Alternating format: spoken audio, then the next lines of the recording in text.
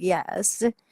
Right, So hello I guess, everybody. We are here today with our Patricia. It's a late one for us. It's 11:30, but we've come on to talk to Amy. Amy's gone through rather a lot in the last so many months, and she just wants to put her penneth forward at the end of this horrible situation. So, hi Patricia. Mwah. Hi Amy. Mwah. hi, hi, Patricia. Hi, Karen. Mwah. Thanks for doing this with us, for be doing this with me at a late That's all hour right, for you darling. Is guys. Patricia there then? Patricia? Yeah, hi Karen, hi Amy. Hi, Big Patricia. big hugs. Big hugs to you as well. Right, Amy. Amy is really upset. I'm going to leave it to Amy to explain. Amy. Yes, well, thank you, Karen. Well, what happened was my father passed away on December 29th of this year, and it was due to complications from a brain tumor. And the brain tumor, it's called a glioblastoma brain tumor. And what happened was he's 79 years old. He and in March of this year, he was like in really, really good shape. But all of a sudden, he started having some. Hey, Amy. Last year now. You're right. That's right. Last Because year. Hey, carry on. yeah, because I keep forgetting now that we're in 2020. So this would have been March of 19 is when he started experiencing like some balancing issues. Like he would be walking and all of a sudden his feet would like speed up and he couldn't stop, and he knew if he stopped he was going to go over and fall. And so he did it, eventually that's what happened. He was walking along a flat track, and his feet all sped up and he wound up, he couldn't stop, and all he could do was take himself to a grassy area and let himself go down. So he cracked a rib and everything. So he didn't tell us about it right away, but then a couple days later, he did tell us about it. And then that night, I was woken in the middle of the night because he had fallen out of the bed, just trying to get up to use the bathroom. And I didn't hear him at first, but he was up there. He sleeps right above me, and he was hollering, and he was stuck on the floor. So I was able to get him up and everything, but and once I got him on his legs, he was doing good. But then the next night he fell again out of the bed, and this time he cut his ear. So it was getting kind of, scary for somebody to be falling out of their bed like that. So he went to the doctor, and the doctor ordered an MRI. She examined him, but she also ordered an MRI because she felt like he was the way his one leg was dragging or something when he walked. She was afraid that he had had a stroke, and we do have strokes that run in our family. So he went for the MRI, but then it came back worse than ever, than anything we would have expected, because it was this brain tumor, and it's very deadly. We were starting to research it on the internet, how people do, and it was just very hopeless. So like we couldn't really even keep looking at it, and so long story short, we had to see a neurosurgeon right away. And this was like on a Monday, and Yeah. every single day they would And also, Amy, when you're explaining this, explain that you actually had all your faith and hope in these people. Yeah, I did. We went to a hospital that's supposed to be renowned for their cancer research. They have a very good reputation. So this would be the best place for him to go. A lot of people would say that we're blessed that we only live, maybe 25 minutes away from where this hospital is. So it wasn't like it was a, rinky-dink hospital that didn't have, much experience or anything.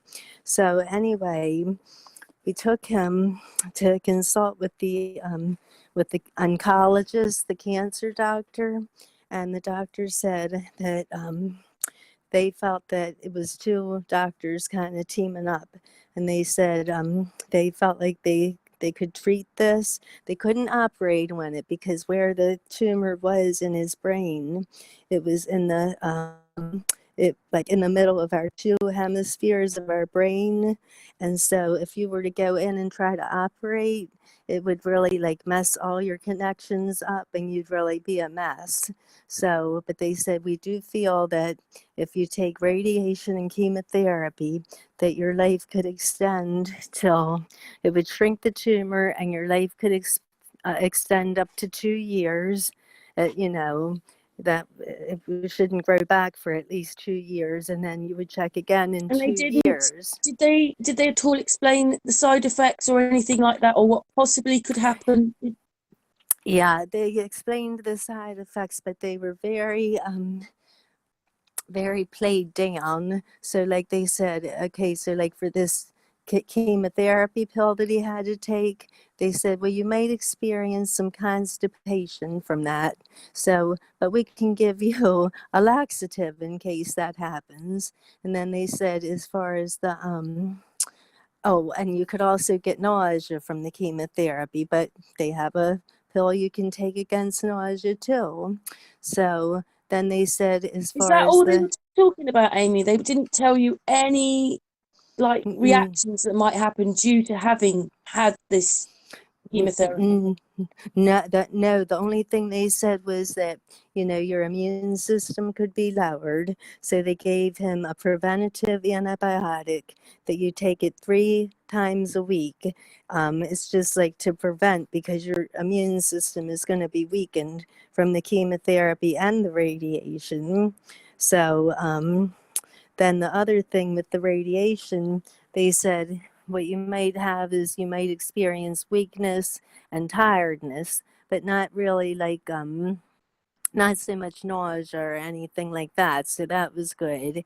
And So you were thinking that whatever happened to him, he may not like it, he may be uncomfortable, but yes. there wasn't any extra horrible complications or anything that could happen. They're just talking about how this pill might make him feel. Right, how the pill, and as far as, like I said, the radiation, they said the worst thing would be that he would feel weak and he would feel tired. That was really all that they told us. But so when he started the And that's radiation, about when I became really good friends with you, wasn't it? It's just yes, it before was, he, because yeah. we had taken him to the radiation clinic, and so what happened was and the thing with the chemotherapy pill was, and the doctor even explained that usually because of the type of tumor he had, that chemotherapy pill usually doesn't work against that kind of tumor, but they like to give it to you anyway because it's part of their Well, protocol. Yeah. And to me, that was a bad move. They had to wind up taking him off of it because it made his blood platelets go down too low. But also, remember I said it would cause constipation? Well, it did, and it was so bad that, he wound up in the hospital because he got impacted bowels. So, like, he couldn't even enjoy like a meal, like his favorite food. We try to make a nice meal for him, and he couldn't sit there long enough to enjoy it because he was so uncomfortable from this bowel impaction. So, right away, they're giving you a medication that's not going to help, and they admit it, but they just want to try it anyway. And then that kind of right away started taking some of the joy of his life away, So then you mean once what life he had left, you mean? yeah, well, at this point, like, this was early on in the whole thing. This would have been like in June when he was diagnosed in March for the cancer, but at the same time, they also told him that he had something wrong with his neck. And they said that was also contributing to his balance issues. So they highly recommended that he get his neck operated when first, let that recover, and then start in when the treatments, for his brain tumor. And the other thing was they said they would do a biopsy of his Seems a brain really strange while they way, were doesn't it, around it? Like if you're looking to have extra life with him, wouldn't you have sorted the brain thing out first? That's what I think. exactly. That's So, what my Amy, when did sister he have kept his saying. biopsy? When did he have the biopsy? Because that's the At bit the that's same really important in that you've discovered. But carry on. Yeah, so that was, they did the biopsy the same time they were doing the neck surgery. They said, we'll just leave him asleep, under the anesthesia, and then do the biopsy. And then we'll let you know from there. But, and that would have been April the 10th, because that's when he went in for the surgery. Well, the neck surgery went fine. So we were so happy and we were thanking God. But then when they went to start doing the biopsy, it was taking so long that we were getting very nervous. And that's when the surgeon came down and said that unfortunately it was the worst possible kind of, this tumor that you could possibly have.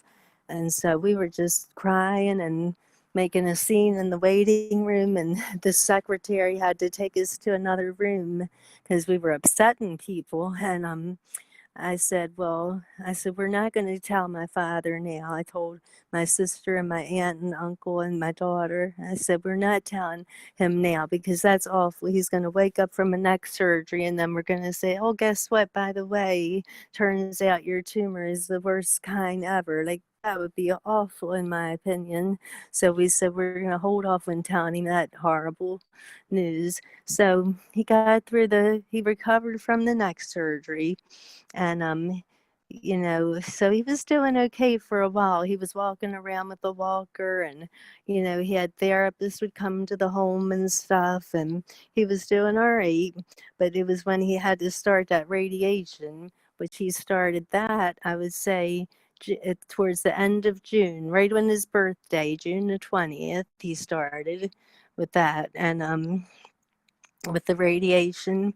And I noticed right away he was starting to get weaker. And the second treatment they did, he fell because they don't let the family walk back with him. He had a walker he was using, but they don't let the family go back. And this girl that was taking him back, like, she didn't stand at his side or anything. She just kind of walked ahead of him, and he was trying to keep up, and we didn't see it happen. But next thing you knew, they were calling us back and they told us that our father had fallen. They had him in a wheelchair because his walker caught when, like, I guess, like, the bottom of the wall or whatever, and it made him go over.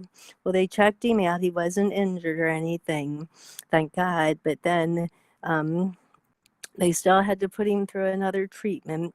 And then they said from now on, you have to bring your wheelchair anytime you come. And he just got weaker with every single treatment. And then they told us that we couldn't take him. The place we were taking him to get his treatments was kind of nice. It was more like a doctor's office, and it had like a little cafeteria, not a cafeteria, but like a little restaurant where you could get nice sandwiches and things. And so, but then they told us at the end of the week that he could no longer be allowed to go there because he's too much too much of a fall risk and everything. So then we were going to have to start taking him to the main campus in our city, which is huge. And so we had to do that for the next he was supposed to have 6 weeks of this all together. So for the rest of it, we'd have to take him down there. And the main thing I would say is, like, he would just be weak, but and it was hard getting him in and out of the house and in and out of the car. It really took a lot of manpower. My daughter would have to take off of work to help, and it was just a lot. And so finally, then I guess as the treatments were getting ready to be ended, he started talking about that he didn't think he was going to live much longer, and but he was doing fine. It's like the doctors weren't saying that, he wasn't When okay did or his body anything. start going funny, Amy? When did that all start happening? Well, that started. He was having shortness of breath towards the end of the treatments, so they gave him a blood thinner, just because the blood clots was in his lungs. So they gave him a blood thinner, and then what happened was This is because he seemed to pick up every single infection that could be every possible infection. Yep, and because he then had the low immune system now due to the yep. chemotherapy. So then what happened was they let him stay, and then they saw what a fall risk he was. I mean, it's a wonder, but by the grace of God, he didn't fall. All the times we were having to get him out of the house and then into the car and down to this big hospital and all around. So they let him stay for his last week of treatments. They let him stay there as an inpatient.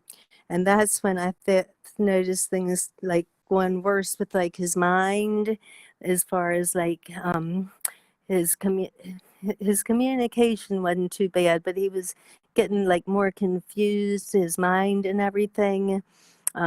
He couldn't tell you, like where he was. He'd always get the name of the hospital wrong, or he couldn't. Sometimes he really could tell you the name of the president, but other times our president was George W. Bush, and so things like that.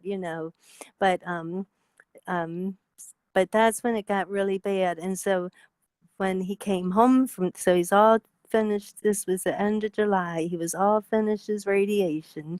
He came home, and but his mind was so at least he could still talk, and he was made sense and everything, but he couldn't remember how to do anything, because I went with him to the speech therapist, and he is so good with money and knowing how to fill out taxes and stuff.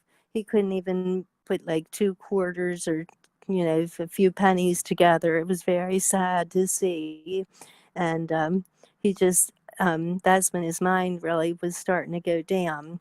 But what I think it was too is that he had a bladder infection, because the other thing that was bad when his side was that he needed to see a urologist, because he had, I guess, like an enlarged prostate, like a lot of men get at a certain age.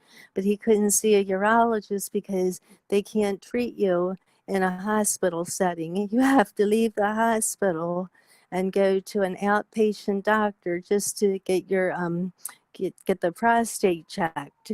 And we said, well, how are we going to do that? Because we can't get him into a car or anything. And they can't take him in a stretcher.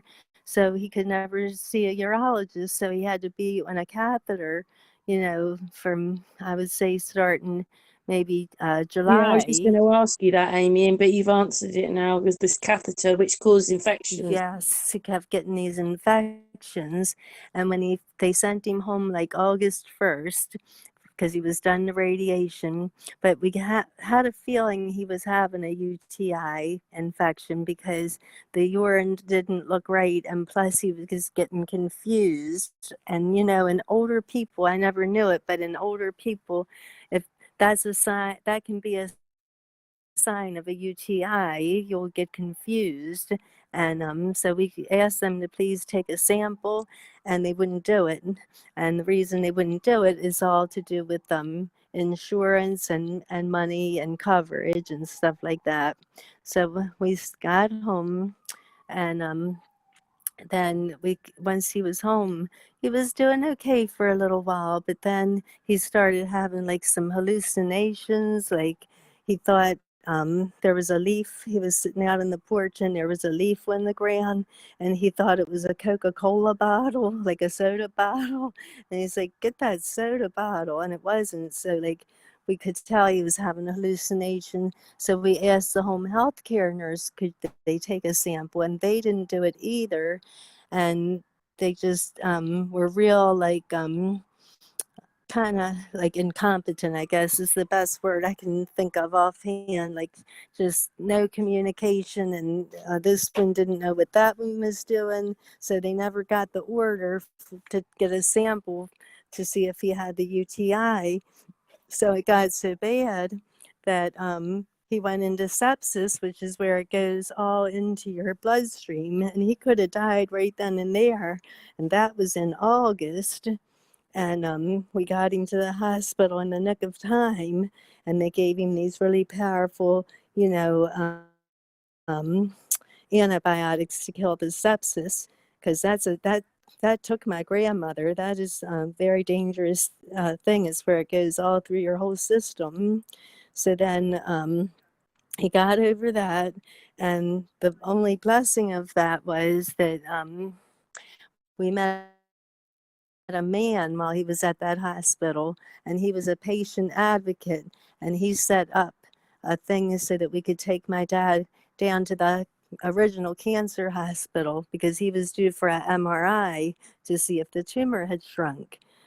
So otherwise, we wouldn't even got him there. So we went the next day, and the doctor said that they took another scan. The doctor looked at it. He said the tumor had reacted the way they wanted it to. Like it showed that it was all like kind of broke up, and that the radiation had done what it was supposed to do, and it looked really good. He said there was a little bit of fluid in the brain, but they didn't want to put a shunt in because that's kind of a procedure, and my father's older and he was getting weaker, so they gave him like a Hey, Amy, it sounds horrible, whatever it is with a name like that. what's that? I said it sounds horrible, whatever it is with a name like that. I know, isn't that the Amy, can I truth? ask you something? There was something else you noticed in your dad, didn't you, when he started taking the chemotherapy, that his body started twisting. Yes, yeah, that was more like I don't know if it was so much with the chemotherapy, but it was after he was home from when the radiation was finished and everything. He started to get these contractures, is what it's called, like his leg. I think it was his left leg. We were trying to do like some passive exercises where you just like maybe roll the person's knee or their joints or whatever, and it got stuck like that and you couldn't move it or you could break his leg, so it had to be in this crazy position all the time. And also it happened to his one of his arms was kind of bad, and he couldn't move his hands at all. Like everything was so stiff. I mean, he was just as stiff as a board. So they said, I think that was from complications from the radiation. Now, that's just stuff I looked up myself because the other thing is like um, my doctor, I mean, my father had two different doctors. One was in charge of just the whole case or whatever. The other one was in charge of the radiation.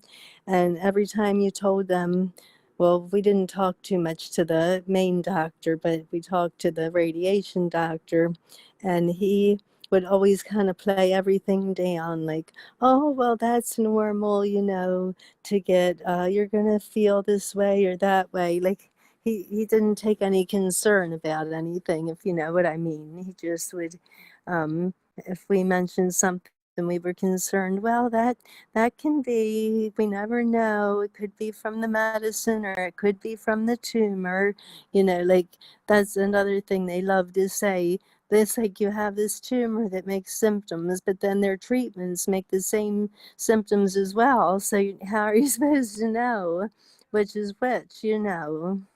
So, but Yeah, I would say that in the last few months that your gain of knowledge or how you feel has changed so much about oh everything. yes, because then once we had the great news that the tumor had shrunk or responded to the radiation. And so that was great.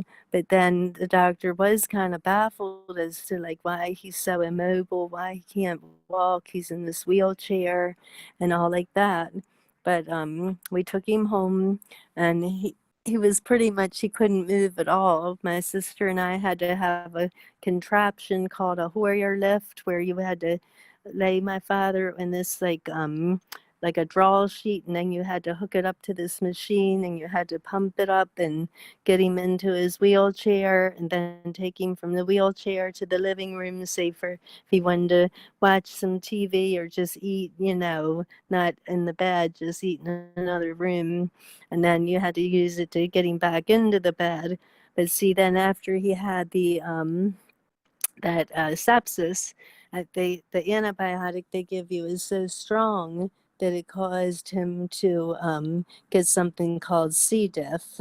It's abbreviated for a very long other name. And what it is, it messes up all the bacteria in your stomach and your colon and everything. And it creates terrible diarrhea. And so you're losing so many nutrients and everything.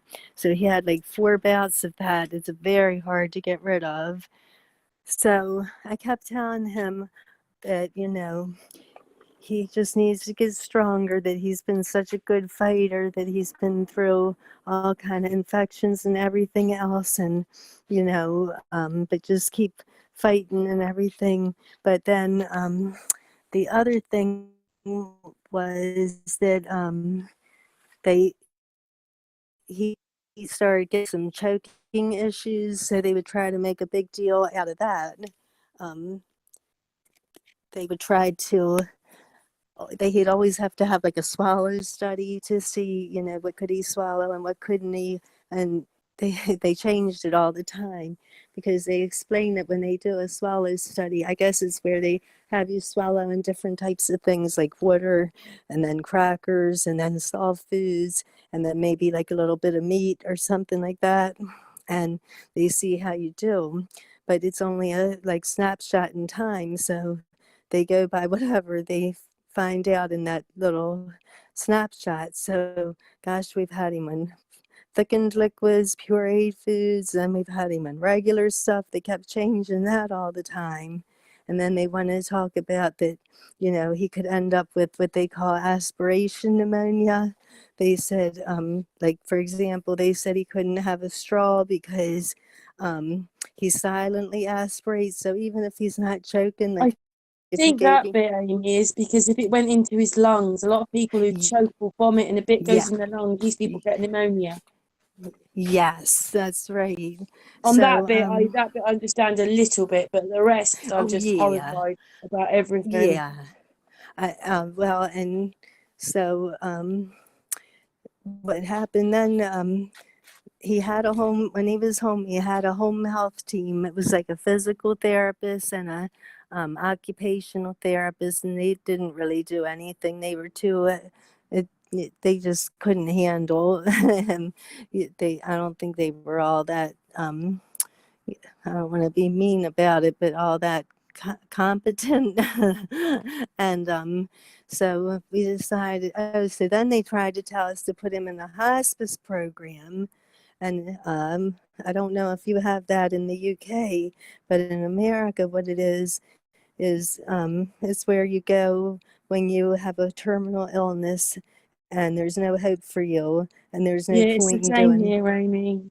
But okay. sometimes I think people can be sent to hospices to recover. But generally, I'd say if someone said, "You're being sent to a hospice," you'd be thinking, "Oh, it's the end for me then." Yeah, well, it's still the same way, There's and a it reason is. why, though, isn't there, Amy? They wanted him to go there. uh, they it's because of the money is why they wanted Mm. him to go, because how it's set up in America is the Medicare, that's our main health insurance for the elderly people.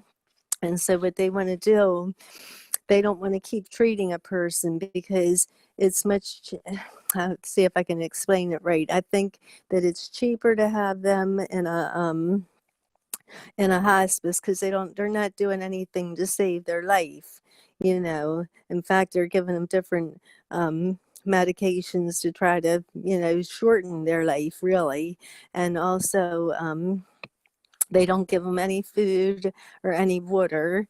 And to me, that's just, I don't like that water part one bit. It just sounds That's awful. So just so horrible, isn't it? yes, they're basically starving them and dehydrating them to death.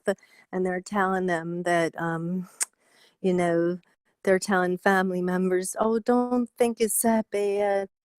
It's not painful to die of dehydration. And, I just have never done it, obviously, before, or he's never even been dehydrated real.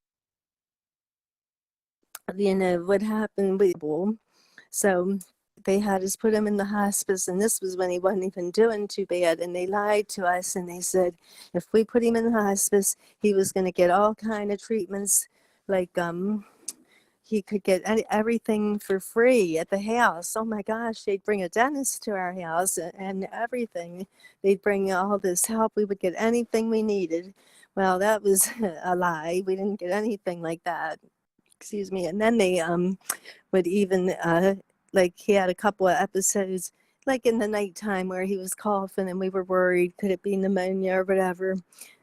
And the night nurse would come out and she would just laugh at us and say, well, he's going to be dead soon anyway, right in front of my father. And she'd laugh and say, eventually he won't be swallowing at all. He won't even be breathing at all. We had to get her out of there. So, and they won't take you for any test because it's all That about is so letting you horrible, die. Amy. Pardon? That must have been so horrible to hear that. It was. I was like, oh my gosh. I said, I was ready to, I just had to pray and use every prayer. Lord Jesus, don't let me go off on this woman. So then my daughter hadn't met her. Well, then she had to come back another night, and my daughter did meet her. And I stayed away. I said, I can't listen to that woman. And then my daughter came down and she said, oh my God, I'm going to kill that woman. I said, that's why I'm not up there listening to her. So we got rid of them and we got him back on a regular home treatment program that's nothing to do with hospice, and he was doing okay for a while. And then they he started, well, his communication was kind of shutting down a little bit more, but he could still communicate to a point. Like, you couldn't hold whole conversations with him, but you could say things to him, you could talk to him, and you could tell he was listening. Sometimes he'd answer you. So it was going down. Oh, but what I wanted to say, at some point they made us take him to some hospital because they said they thought because he was making noises, but I think the noises was because he had a cough. But it wasn't pneumonia. All it was like a head cold that had gone down into like his throat, how it'll do. And so they made us take him to this hospital. And when he was there, they I'm gonna lose my train of thought. They said that about the hospice. Uh, we said we didn't want him in the hospice. Oh, well, I was arguing with them about this urologist. Why can't he see a urologist? And then they said, well, we just don't do that. You have to go to an office. But I know what I wanted to say. This is the one where he had a very good swallow study team. These young girls, they were great. They spent time. They told us what he could eat and how to do it, and just take your time. They were so nice. I really liked them. Then they left the room, and this other doctor came in, and he said, well, now it's my turn to play bad cop. And he called my sister and me out to the nurses' station, and we had to sit there and listen. And he pulled up this MRI that they had just taken that day. And he said, you see that? I don't know how to read an x-ray. He said, well, all that gray stuff you see, that is dead brain cells. And all the white stuff you see, that's the tumor. It's spread all over his entire brain. I said, what are you talking about? I said, that's not what his own doctor said. Well, you have to listen to me. He said, you people, he said, I am from a third world country. You people from America, you just never want to accept death. I said, well, nobody told me he was dying yet. I mean, we knew he had the tumor, but they said they fought it and he should have some more time left. And I got so upset I had to run out the room. And then he told my sister, he said, "What is wrong with her? She's not a very strong person." But I said, "Well, you're telling me my father, I'm going to lose my father in a couple months." I said, "How am I not going to be upset?" So anyway, but we did get in touch with the cancer, his primary cancer doctor, and he looked at the scans and he said that that wasn't true, that the tumor hadn't spread all back. He said that, you know, nothing looked very much different from before. So I took that as like I told my dad, I said, "This is a hallelujah Jesus moment, Dad, because they had said it grew back, but it hasn't grown back. So we just need to get you strong and you're going to be okay again." Maybe he's not going to be out running marathons or anything, but at least he'll be able to, talk to us and sit up in the bed and enjoy his food and have visitors and just things like that. But then I guess it was around Thanksgiving, they figured out that they're afraid he had pneumonia again. So we had to take him to the hospital. And after a whole bunch of you get so many different Just opinions. reiterating, Amy, he was a very fit man. He used to go Yes. jogging, and he completely changed having this treatment. Yes, completely changed. He was healthier than I was, as far as he had more energy. He was like really fit if you would look at him. He wasn't like a big buff man, but he was in very good shape, very nice, nicely built and just so sociable and friendly. And he worked for 55 years. Had only been retired for 3 years. He had more friends than I do by far. And oh, it was just heartbreaking to see him, going down the way he did. But so they sent him home from that one hospital. They said it wasn't pneumonia. Then, then of all things, he was home for maybe a week, and all of a sudden he started making like he would just yell, and we didn't know if he was trying to cough or if something hurt. So we go in and say, "Is something hurting you?" Well, this particular day, he said, "Yes." I said, "Well, what part of your body is hurting you?" And he said, "My damn chest." Just like that, very emphatic. I said, "Oh, God, now it's his chest," because in America, they take chest pain so serious, make you call 911. That's our emergency line. And I think that looking back, I wish we wouldn't have, because he thought he was having a heart attack way before he, the day before he was to start his radiation in June. He said all of a sudden he thought he was having a heart attack. Turns out it was really bad acid reflux. But we took him to the hospital. I mean, he was in a lot of pain and he was hollering, saying he thought he was dying and everything, but thank God he wasn't. And I think that this last bout was just another acid reflux thing. So it's too bad we ever took him to that hospital, because they were very terrible there. And then they tried to tell us he had a collapsed lung. And then the next day they said he didn't have a collapsed lung. But then they also told us that they were very mean, the nurse and the doctor, and they told us that our father can't swallow. And we said, "What are you talking about? He can swallow. He's on a softened diet with the thickened liquid." Well, he wouldn't eat for us. And so I said, "I'll feed him right now. You'll see he can eat." And they had some applesauce and he was eating it. And then he got full. And then by the time the nurse came in to see, he didn't want no more, but I put it in his mouth anyway, and he didn't swallow it fast enough for her. So she said, "See, I told you he can't swallow." And then she got out this big tube and she started sucking it as hard as she could. "Open up your mouth." And, it was just terrible. And I felt like they were abusive to him. And so I feel like, I can't swear, but I feel like they might have gave him a shot of something to help like paralyzed his swallowing abilities, because once they can't swallow, it's awful hard to get medicines in them and enough of liquids and things like that. So the doctor said there's really nothing else we can do here anyway. You might as well take him home. Well, that was wonderful for me. I was so happy to have him home. But then, like another week later, now we're getting towards Christmas time, then he was having some funny symptoms again, confusion, and just really, really out of it. And his eyes were kind of starting to roll around kind of funny in his head. So his home nursing team said, "You've got to get him to the hospital because he's probably dehydrated and he needs IV fluids."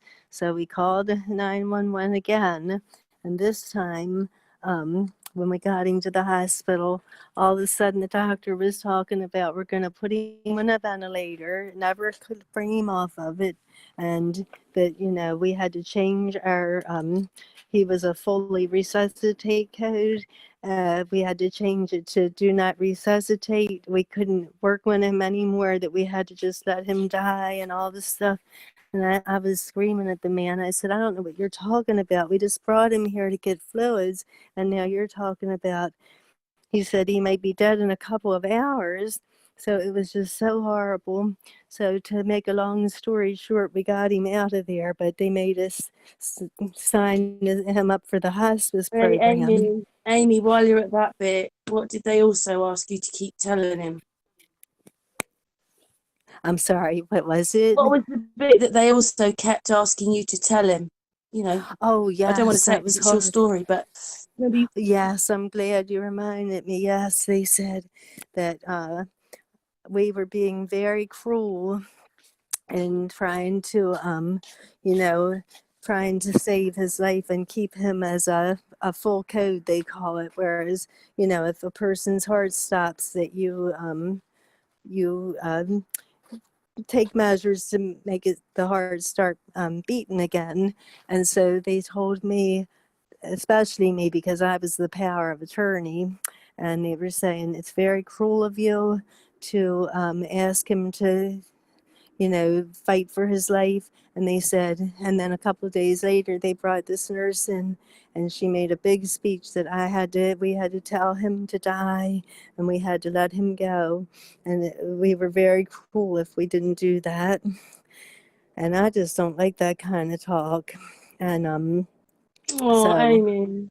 I think it's terrible to put that kind of pressure on a family to make us feel like, I mean, I don't know. I don't think that people necessarily want to be told, because I've seen it before where I had a great uncle that I didn't go visit him at the time, but my sister did. And they had done a bypass on him, and it didn't work. And he was so scared, and they just wanted him.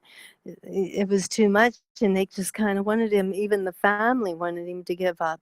And they were like, "You want to die, right, Dad?" And he didn't answer. And my sister said his eyes were wide as saucers and he looked so scared and everything. So, and then I said, "Well, I believe the Lord calls people home. I'm not telling my father to give up and die or anything." "Well, you're putting pressure on him. That's not right, blah, blah." So thank God we were able to just bring him home. This was right around Christmas, so we had him home for Christmas.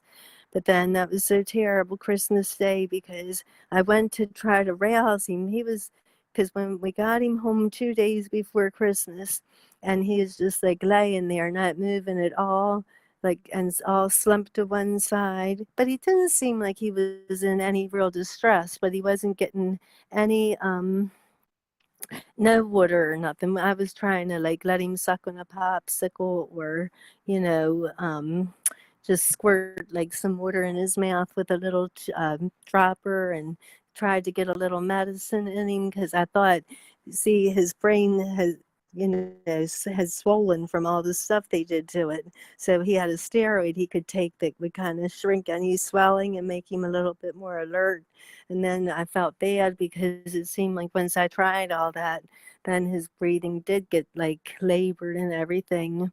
But So here it was Christmas Day.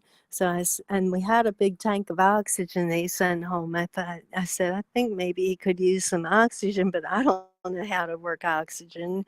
So here, we were able to get a nurse. She was more like a volunteer. She came out and she got the oxygen going and given the morphine because that's supposed to help their respiration to slow down so they're not like gasping or anything. But she couldn't get it down to the number she wanted.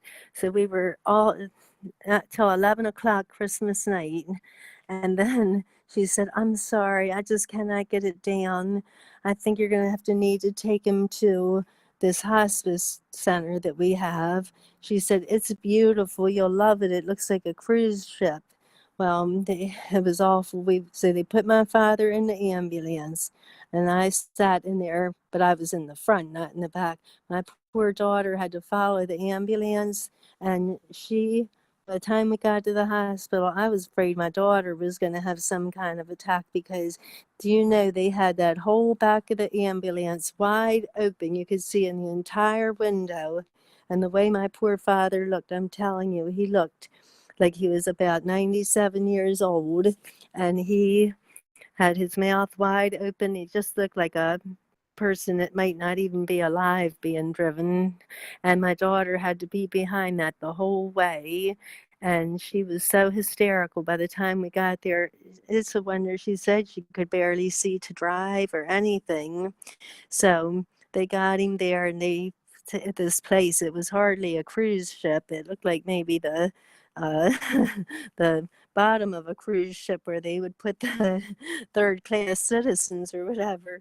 But they were very rude and they're just like, leave us alone. We have to get him straightened out. And by now, my poor daughter was so exhausted, and they had promised us a room that we could stay in just to get because we hadn't slept in like 6 days.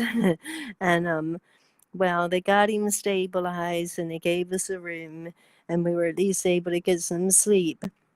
And then the next morning, my daughter said, I just want to sit with Poppy all day long. Well, I'm at my nerves and I was so claustrophobic. I said, I can't, Erica. I just have to get home. I said, just for a little while. I said, they've got him stabilized. We'll come back. But if I don't get out of here, felt like those walls were closing in with me. So we did go home for a little bit, and I think that was better. And he lived a few more days there, but we could never get a chance to have a last I love you or a last anything. I mean, we could go in and talk to him and sit with him and hold his hand and tell him we loved him, but that was it. And the day that he finally passed, it was just my daughter was there. She was getting ready because she was be spending the whole night there, but my sister and I were sleeping here at the house. So my daughter was there. She was getting ready to come pick my sister and me up. But thankfully, a couple of my cousins happened to stop in to visit. And because of that, my daughter was still there. Because what happened was all of a sudden, he took a like long last breath. And then my daughter thought he was gone. She said, well, Poppy, now you'll be seeing Granny. That's my mother that passed in 2008. And she said he got a little smile on his face when she said that. And then he left out one more breath, and then that was it. So, I know, I'm so sorry, Amy. thank you. But the But reason Amy, there's a big reason why you've told us now what happened, what the things that happened to him. But there's another reason because you're so angry. Yeah, I'm so angry because I feel like we were sent into this whole scenario. You start out by seeing a oncologist, the cancer doctor, and they make up the program of what the treatment's going to be, but then they never follow up with you at all. And especially in my father's condition, now if he was more mobile and stuff, maybe he could have gotten to these various appointments, but he couldn't do it because he was in that wheelchair and it's just we couldn't get him. We would have needed a special van or something, and we didn't qualify for one. That's What you're another saying is thing. you were promised all this proper care, but you Yeah. didn't really get any. But Yes. there's other things as well, isn't there? There's a few things, because obviously this is quite, well, it's very traumatic for you. But you Yes. told me about the biopsy. Like, you would never tell people to have one again. Yes, yes. Because I think what that does is this tumor is so aggressive, and you're not to really, you don't want to mess with it. And I think by even them doing the biopsy messed with it and got it. Um, Somebody told us that had experience with it. They said you don't want to make it angry. That's the last thing you want to do is make it angry. And by going in and digging into it and all like that, I think it's kind of like awaken a sleeping I have to say bear, that, whatever. not that I'm an expert on this, but we had someone on Sun and Moon, Sheeps and Neeps, and I think he had the same kind of thing, because once it goes in the lining of anything, I think it's called a glastoma, but I'm not sure about that. But anyway, That's it. Yep. yeah, is in the lining. He reckoned that because he didn't want to have any treatment, he was hoping to Yes. eat it somehow or live with it. But he Right. felt that his life changed once they did the biopsy, because they punch it 9 times. And think about it, Yes. it's going to bleed, and then that blood is going to Yes. go into the body That's right. from That's that area. true. Yes. I don't know how I'd feel being faced with it. None of us know which way we'd go. Right. But what Excuse happened to me. your dad and what you've seen and what's happened, you I just feel that I would advise anybody in good conscience, please leave it alone if they diagnose you with such a thing, because they cannot cure it. The rates when they're cured, if you look it up, if you don't get any treatment at all, they're telling you will die in 3 months. If you do get it treated, you could live anywhere from 6 months to 24 max. So you have to really take that into account, because say you go ahead and get it treated and you extend your life, 6 months to up to 2 years. But if it's going to look like my father's life turned out, it's not worth it. He didn't get to do anything he enjoys. He wanted to go to the beach, and they even told him, oh, yes, you'll be fine to go to the beach. And what I'm saying is they have there to is be. something else that I wondered. This is really sad as well. I don't want to say very much because my friend's very private. But her brother picked up this through having a low immune system. He picked up a brain or a virus. And Oh, I can't remember what it was called now, Amy, but me and Amy looked it up because the symptoms of Amy's dad was so like yes. this virus. And this virus goes for, well, it basically, they said that their brother basically he's in his 30s, but he turned into a child with dementia. And Yes. just that's more or less what happened to Amy's dad. And the fact that Yes. when we were looking at the videos, didn't it distort the body and twist the body? So these people, excuse me, I don't want to sound like I'm taking the mickey, because I'm not, but just say they were talking Right. like this. Once they got the brain virus, they all talking, they couldn't talk properly. They all, as if Right. they'd been so affected, their body was twisted, their speech, their memory had gone. And the thing is that these people had survived it because there's no treatment or there's no I cure for this virus. Now, my I friend's brother know. is doing really, really badly, and there doesn't seem to be much hope, and he's in his 30s. But I kept saying to Oh, Amy, didn't I, for the last few weeks, are you sure you shouldn't just get your dad? Can't they test him to see if he's got this virus? Because Amy's dad had no immune system due to the right. chemotherapy. But And I, that's one thing we talked about. So, yeah, talk about that for a moment. But put down, just explain, because obviously we've been going for nearly an hour now. But yeah. explain your whole feeling about this whole thing. So I want something to happen in which, for this particular cancer, this glioblastoma, that I feel like they need to shut down treatment. I really do, because the treatments, we don't know anybody that's had a treatment, and we've been hearing about a lot of people. It used to be rare, but for some reason now a lot of people are ending up with it. And I would say, you need to leave that alone. Don't biopsy it. Don't do anything until they need some kind of funding or something to completely change how they are approaching this illness, because this one person, we met the lady. She was there the same day that my dad was there getting the radiation treatment. She actually had the surgery, and she started her treatments like right away, whereas my father delayed his a little bit because of the neck surgery. And she died November the 2nd. So she was diagnosed in May, and started her treatments in June, and had surgery and the radiation. And by November the 2nd, she was deceased from this disease. So, and my daughter worked with people that had it, like their spouses had it, and it's the same thing. They don't get anywhere. They might make it 2 years, but it's usually maybe 18 months max, and that's doing all the treatment possible. So I just think that it needs to, it really is a crisis, I think, a health You're, crisis. we were talking the other day, and I don't want to take the words out of your mouth, but your feeling was these hospitals don't know what they're doing and they don't Yes, care. And also, yes, we're 2020 and they treated your dad like an animal. yes, they have treated, and I Sorry, told them, that's yeah, basically what I got from you this last. that sums it up perfectly.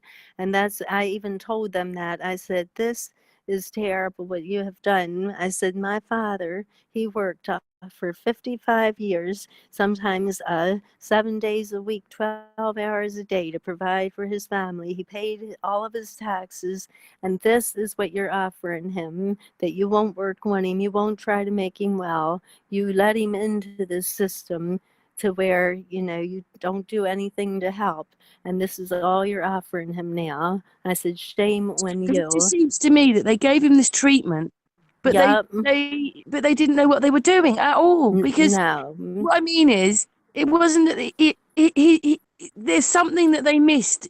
He either had a virus on top of it, Yup. or to not explain this to you is just crazy. That these are the side That's effects right. which might happen to him, because you might have then thought about whether you were going to carry on or do this treatment. Right. Oh, if we had this to do over again, we would have never. If he really wanted that neck surgery, and he probably did kind of need it, because his spine, the degenerative disc where your bones start like rubbing together. Plus, he had a big bone spur and everything, so he probably could have used that. But that brain should have been left alone, and he right It does away seem a had bit to. strange, doesn't it? We can do DNA tests. I even see on Mm-hmm. YouTube them advertising that you can get kits. You get a little swab, you stick it in your mouth, you swizz it around, and then you send it off for a DNA thing. Now, I don't know if this could quite work on a brain tumor, but surely they just need to rub one of those things on it to get Yeah. something. But what they do is they, like a biopsy, it's 9 punches that's going to bleed into the body. If you've got a Oh my very, God. if you've got a very, like your dad's cancer and it was fast Yes. growing, you don't want to Yes. touch it like that, do you? And they went punch, punch, punch, punch, punch, punch, punch, and probably didn't help it Yes. at all. I know. And they had to go so deep to get into it. They kept finding all this like dead scar tissue. And they said that that's very typical of this kind of cancer. You're going to find all this dead scar tissue and everything. And they took forever getting in there just to get a piece that they could send to the lab, where the lab says, yes, this is definitely this kind of cancer. But the other thing is the MRIs also, they confirm it just as much as the biopsy. No, So I no, don't and that even know awful why. day, and you thought and that doctor said to you, "Well, it's all over his brain," and that person should never ever have said that to you. You were Oh, devastated. I oh, I know he didn't tell you know. that too many months We longer, but what it was is you to this day don't quite understand why he died when he was in remission. exactly. He And was I in think that sorry. What it is if people didn't understand, Amy's dad was told, well, they told Amy that her dad was in remission, but he had everything else wrong with him that you could ever imagine. Infection upon exactly. infection and problems, and his body and his brain and the treatment and how they were treated and how they treated your dad. And the difference Yes. is, the one thing I did say is that they don't love your dad like you did, and so that was always gonna be Right. really hard on the family. And the second thing is that maybe partly waking up or understanding more probably made it worse, because beforehand you'd have probably said, listened to everything they said and accepted it. But because you've Yes, woken that's up, you're right. already questioning things, and then you started watching things with different eyes and just saw how terrible it was. Yes, that's right. I could see how much lying was going on. And the other thing is, like, the cancer doctors, they don't follow their patient all the way through. So, like, they start you out with all their treatments, but then every time there's a vacation, you have to go to your local hospital, and they don't really know the history or anything. Yeah, and So didn't wasn't it they as well that they were going to give him something? Oh, we're going to give it to him anyway. It probably isn't this, but we're going to give it to him. And so I've heard someone else say that. yes, They might give you an antibiotic, they might give you this when you don't need it. Oh, we're giving it to you just to make sure.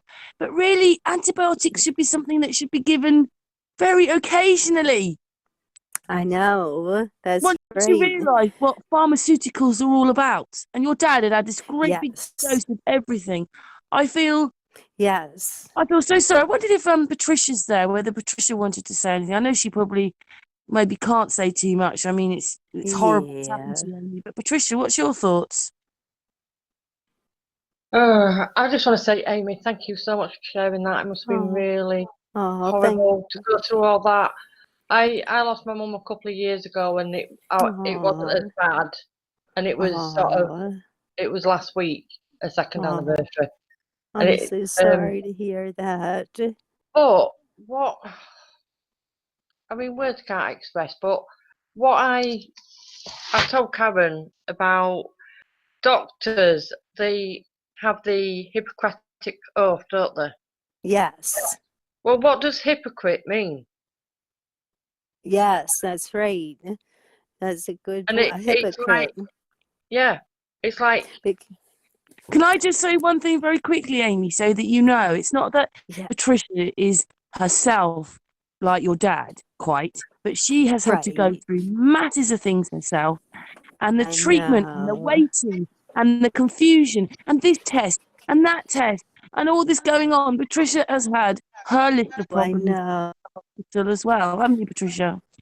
you had what? Sorry. List Yes. of problems, and same like Amy, nothing adds up. We only realised on a hangout because of what's wrong. Maybe one of the things that's wrong with you, it's put in the hormone. Do you remember that one with Josh? And it's like Yeah. we're working out these things ourselves. I think Amy even said, "Oh, I don't I want you doing know. that." And have you done this, or why are you giving him that? Because now you've got to keep an eye on them. You've got to be like the doctor.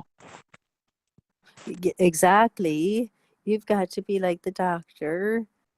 I This mean, this and is I why the sorry. Wrong. go ahead, Patricia. This is why they say don't Google it. You're like, well, I want to know more. You're not telling me anything. So you do. Exactly. Exactly. They don't, that's right. They always say don't Google it.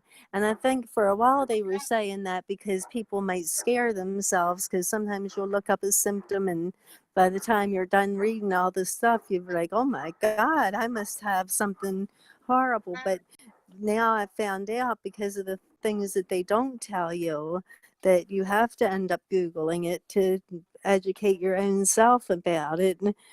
Otherwise, you can't count on what they're telling you.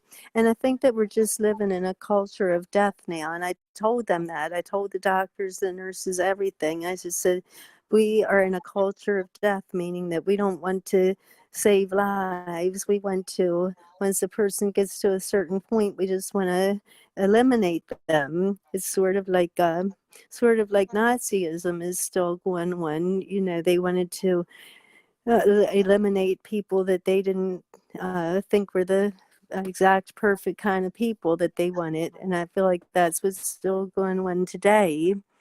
I And know, and so, Patricia, like putting that together, I never really thought about that before, Patricia, that like the Hippocratic Oath.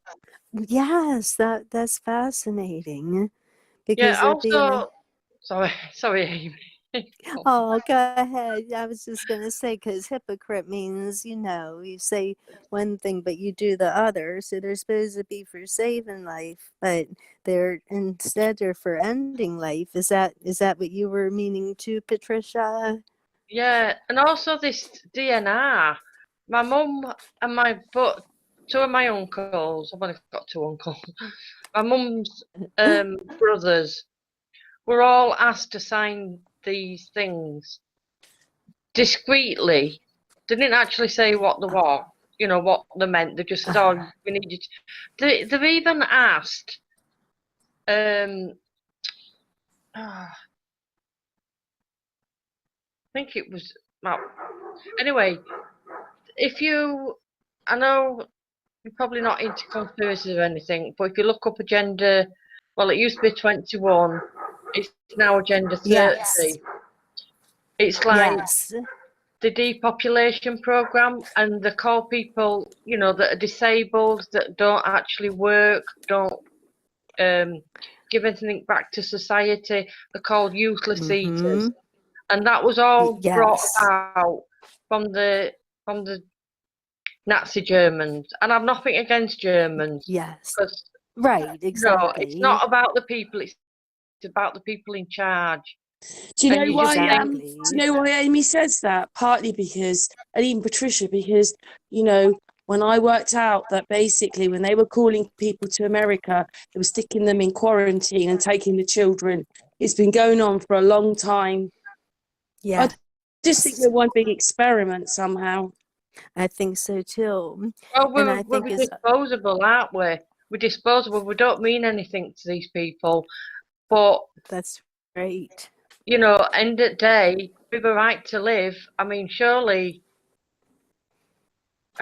it's sickening, because they're even doing it for children. They're giving these Yes. vaccines that can cause Yes. problems, and then they probably can't work for the rest of their life. At some point, they'll say, you know, Hitler and stuff, they did it quite openly, but now they're Yes. doing it quite discreetly. And until you start Exactly. joining the dots, and surely everyone's got a right to live, whether they're ill or not. Or Absolutely. and this sterilisation, Yes. at the end of the day, right?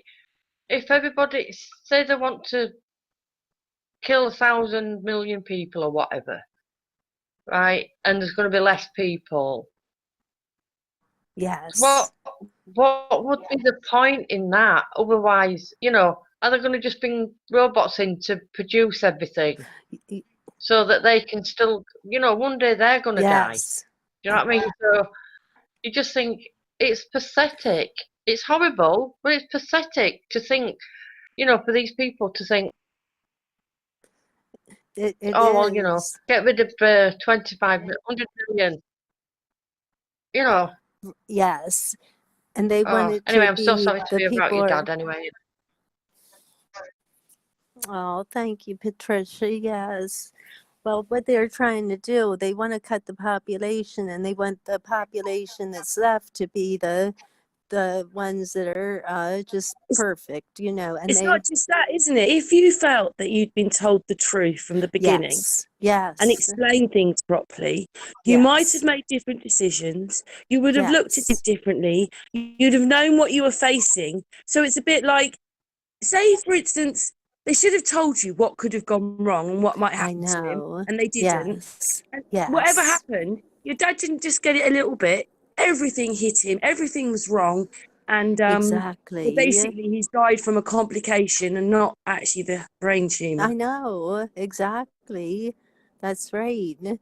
And I The just thing want is, the to. people who are waking up, we know more than I mean, even your sister started off one way, and through this now, she's changed her mind about a lot of stuff, hasn't she? About how she feels That's about right. how your dad was treated. This isn't just a Yep. case, if you'd been told, look, he really does only have a couple of months, or this is what Right. that treatment would do to him, or the Yes. biopsy can cause this, or anything else, you would have looked at things differently, but you didn't. So it's a bit like you're always in the dark, scratching around, Yes. trying to ask them Ex- questions, and they won't talk to you properly. And then, like, you know, like you've got a nurse going, your dad's got this, take him into hospital. Why have you brought him into the hospital? And it's, but all this is Right. going on. Well, you know, I know that, you know, maybe it was time to let him go anyway, but, you know, you had this horrible day when that doctor said, that's it, it's all over his brain, that's it, he's got no time at all.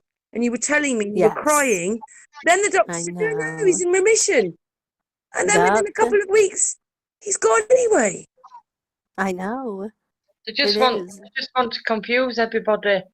Oh, They yes, just want you to make you so bamboozled because they're the experts.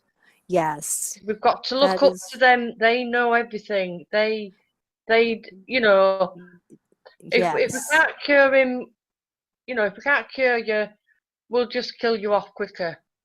Exactly. Yeah. Very well said, Patricia. I agree with that.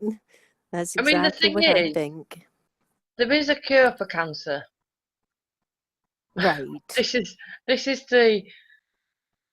it's really, really horrible. When you think about it, there is a cure for cancer. Yes. And And they're not using it. Are you talking about the Rife machines, Patricia? I'm talking about anything that isn't Yep. chemo or Yep. radio. You know, what I mean? we can't talk about it too much because we know that YouTube doesn't like all these things too much. But, you know, and I don't know how they do it, but, you know, there is cannabis oils and stuff like that. And there are Rife machines. And the thing is that they've told us that the sun is really bad for us. But when people have got cancer, they go and tell you to sit in the sun. The sun is really Right. good for you anyway. And the thing is, they That's don't right. explain to us, they should have explained to you, as best as possible, can you try and give your dad fresh fruit and fresh vegetables and Yes. try and give him as raw as possible? This would Yes. really help him. No, They he had every they did. chemical pumped into him as Yes. possible. They did the opposite. My sister's all about nutrition and everything, and she asked right away about nutrition, and they said, "Oh, that has nothing to do with anything." That's what they told her when she asked that question. They said, "Don't be trying any broccoli diets or things like that, just, you know, because it has nothing to do with it." And so right there, and I was just subscribed to a channel recently, and it was talking about that the reason that we can't have the cure for cancer is because the Rockefellers in the early 20th century, they took over all of the medicine and pharmaceutical and everything. And if it's not about chemotherapy and radiation, it can't be. They won't get the subsidies to do the studies and everything. So that's where the problem is. They even mentioned the Royal Rife machine and everything. And I couldn't believe it because it just kind of popped in. It was like an ad popped into my feed, and I listened to the whole ad. It was like 30 minutes long, and I wound up subscribing to it. But they said they could have found cures for like through the Rife machine, but when the Rockefellers took all the hospitals over and the pharmaceutical, that's when now they can't have funding unless it has to do with chemotherapy and Do you know what's really sad radiation. though about it with the Rife machine?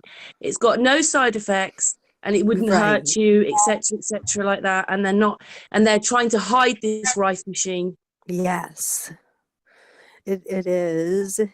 But when I think how my father went out, I mean, he was such a handsome and good-looking man and everything, and you know, such good shape.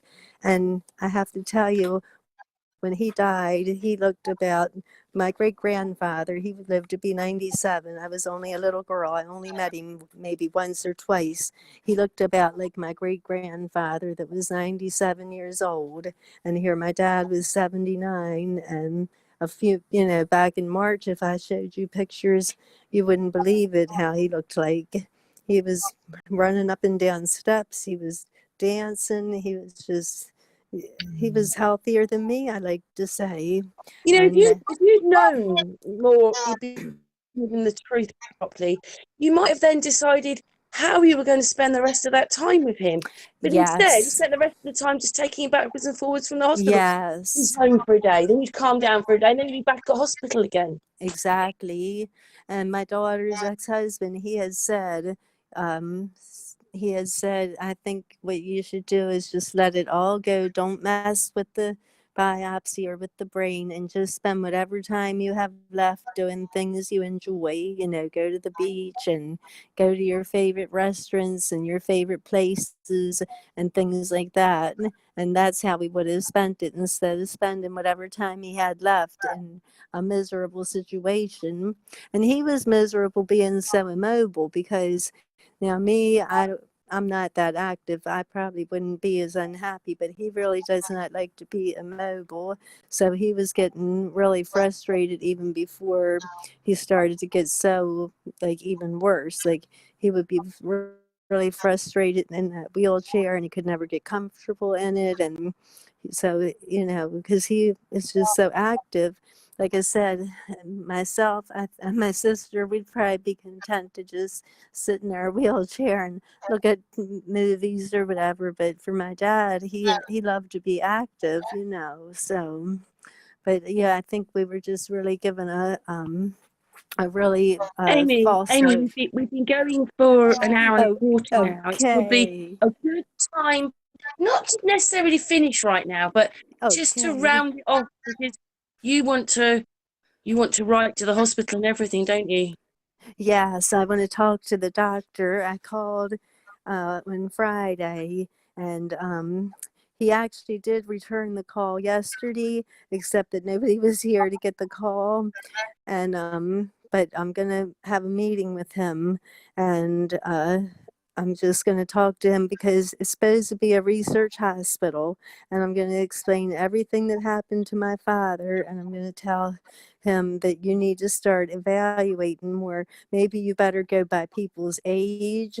My father was 78, almost 79 at the time. Maybe the elderly don't handle it as well, but I just want to talk to him about the entire system and how it went down, and what I think they should do to correct it or make it better.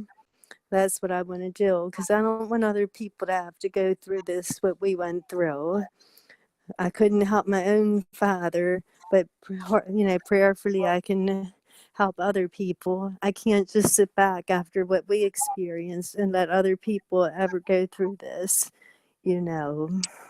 You've done really, really well, by the way, Amy, because I know that Amy is absolutely devastated inside. Oh, I am.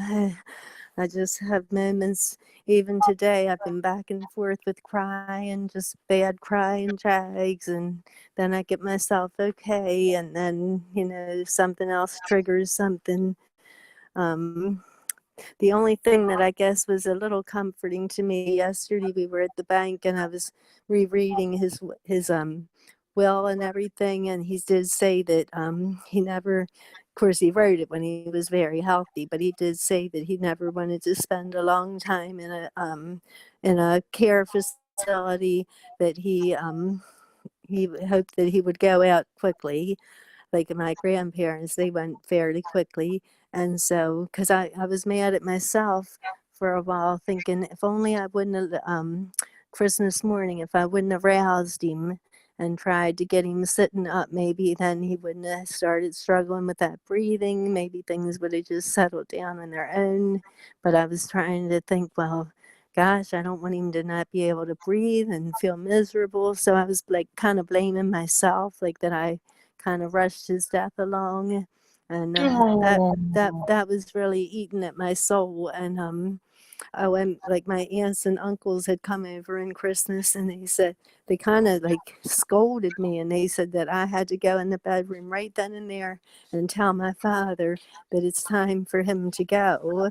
And I didn't want to do that. And my uncle kind of got mad, and he was like pounding himself in the head and stuff. And he was like, you have to tell him.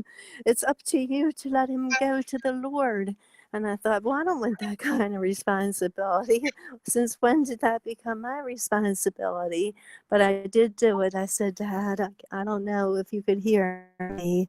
I said, I want you to get better and be with us, but if you want to go home to the Lord, it's okay. We'll be fine.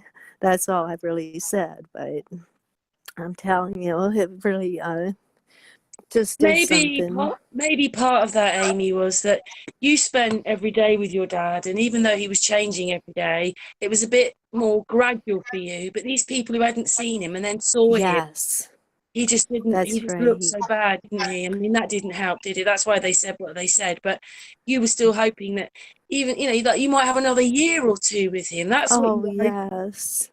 Oh, yes. Even if we just had a few more months, even if he had made it to spring or something, I just wanted him to get stronger again. And, But you he didn't have a know, very good quality of life for the last few months, did he? it wasn't. I mean, it wasn't the worst. I mean, but it wasn't what he would want. He was always going out with friends. Like he was so sociable and everything. Like I'm sort of a homebody myself, so.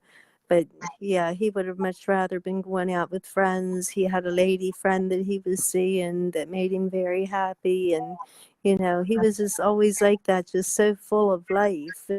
He just loved history and studied the Oh. Civil War. Like he just had a passion for everything.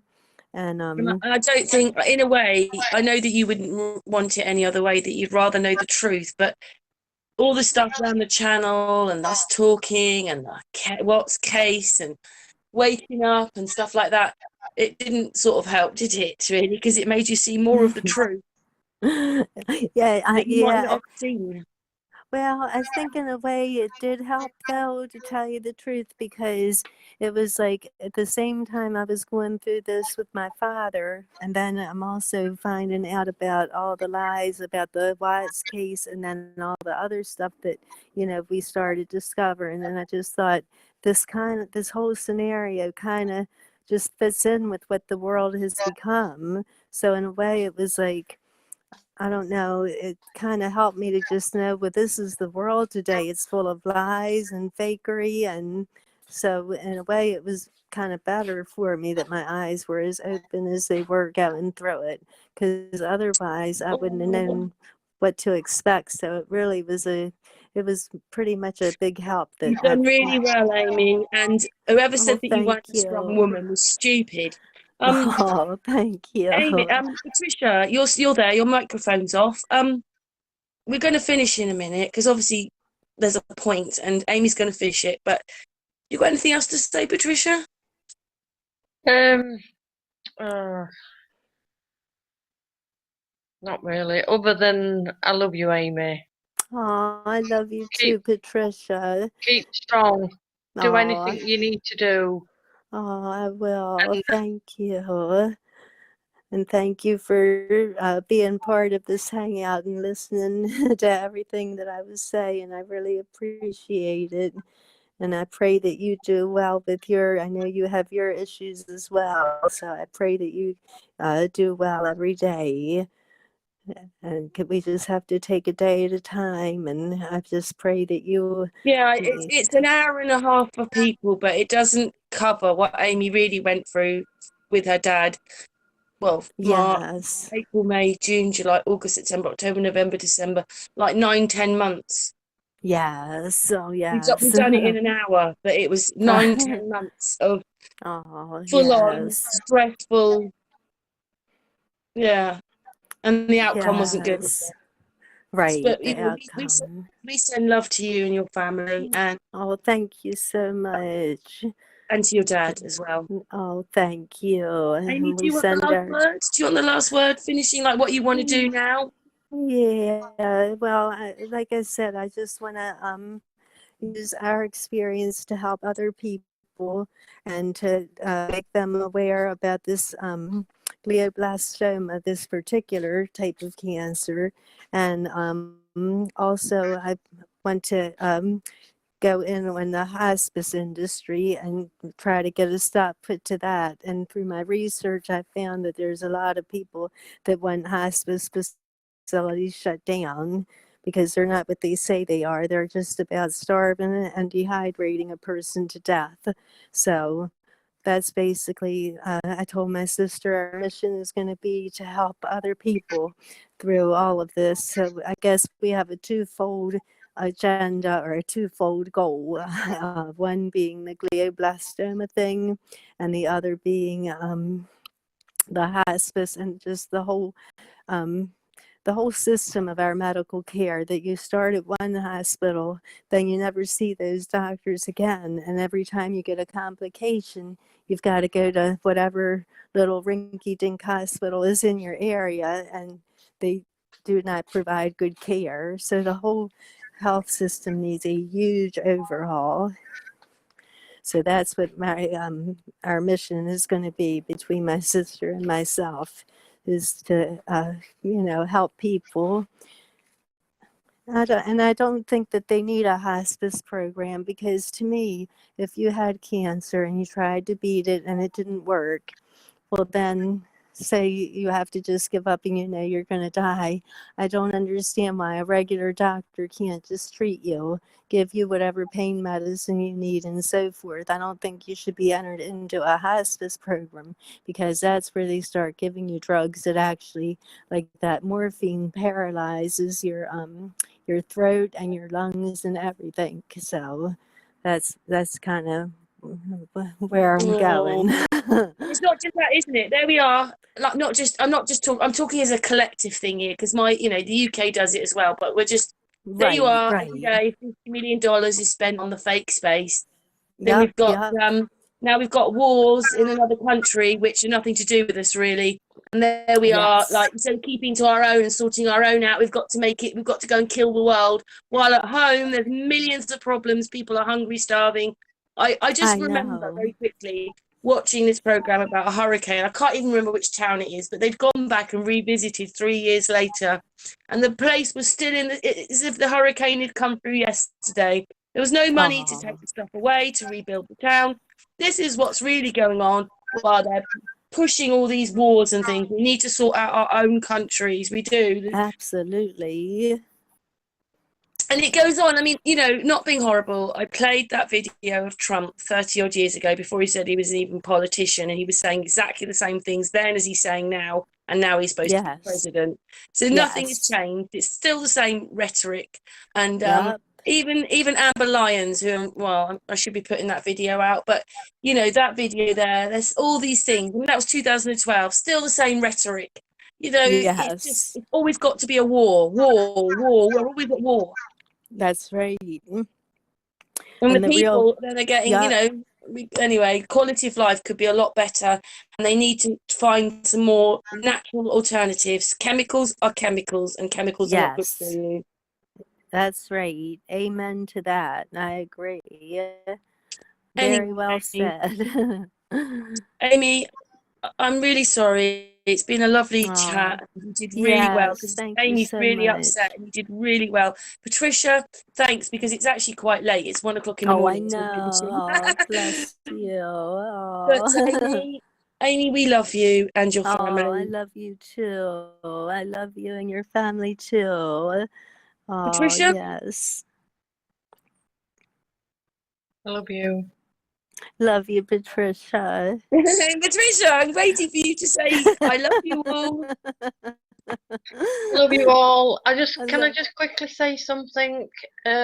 Today I was having a little bit of a dance, listening to some music, and I just popped into my head, I've got to live for today, because we don't know what's going to happen tomorrow.